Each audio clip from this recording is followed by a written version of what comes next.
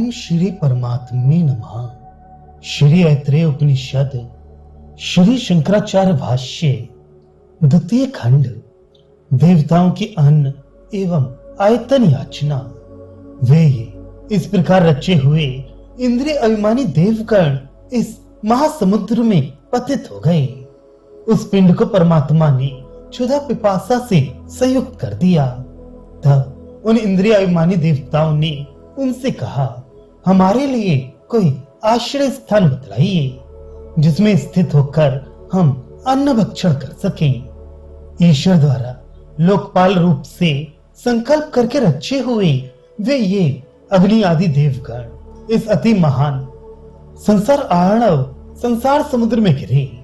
जो संसार समुद्र अविद्या, कामना और कर्म से उत्पन्न हुए दुख रूप जल तथा तीव्र रोग, जरा और मृत्यु रूप महाग्राहों से पूर्ण है, अनादि, अनंत, अपार एवं निरालंब है। विषय और इंद्रियों के संयोग से होने वाला अणुमात्र सुख ही जिसकी क्षणिक विश्रांति का स्वरूप है, जिसमें पांचों इंद्रियों की विषय तृष्णा रूप पवन के विक्षोभ से उठी हुई अनर्थ रूप सैकड़ों उत्ताल तरंगे हैं, जहां महारौरव आदि अनेकों नरकों के हाहा आदि क्रंदन और चिल्लाहट से बड़ा कोलाहल मचा हुआ है, जिसमें सत्य, सरलता, दान, दया, अहिंसा, शम, दम और धैर्य आदि आत्मा के गुण रूप पाथे से भरी हुई ज्ञान रूप नौका है। सत्संग और सर्व त्याग ही जिसमें नौकाओं के आने जाने का मार्ग है तथा मोक्ष ही जिसका तीर है। ऐसे संसार रूप महासागर में पतित हुए वे गिरे। अतः यहाँ यही अर्थ कहना इष्ट है कि ज्ञान और कर्म के समुच्चय अनुष्ठान की फल स्वरूपा जिस अग्नि आदि देवता में लीन होना रूप गति की पहले व्याख्या की गई है, वह भी सांसारिक दुख की शांति के लिए पर्याप्त नहीं है, क्योंकि ऐसी बात है।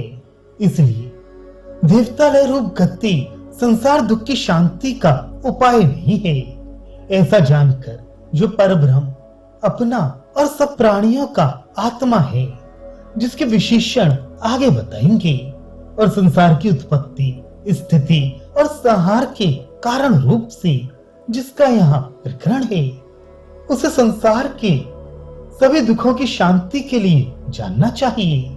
अतः मोक्ष प्राप्ति का और कोई मार्ग नहीं है। इस श्रुति के अनुसार ये जो परब्रह्म का आत्म स्वरूप से ज्ञान है, यही मार्ग है, यही कर्म है, यही ब्रह्म है और यही सत्य है। स्थान इंद्रिय गोलक, इंद्रिय और इंद्रिय अभिमानी देवताओं की उत्पत्ति के बीजभूत पुरुष रूप से प्रथम उत्पन्न किए हुए उस पिंड अर्थात आत्मा को उसने क्षुधा और पिपासा से अनुवर्जित, अनुगमित अर्थात संयुक्त किया। उस कारणभूत पिंड के क्षुधा आदि दोषों से युक्त होने के कारण उसके कार्यभूत देवता आदि भी क्षुधा आदि से युक्त हुए। तब क्षुधा पिपासा से पीड़ित होकर उन्होंने उस जगत रचयिता पितामह से कहा, हमारे लिए आयतन आश्रय स्थान की व्यवस्था करो, जिस आयतन में प्रतिष्ठित होकर हम सामर्थ्यवान हो अन्न भक्षण कर सकें।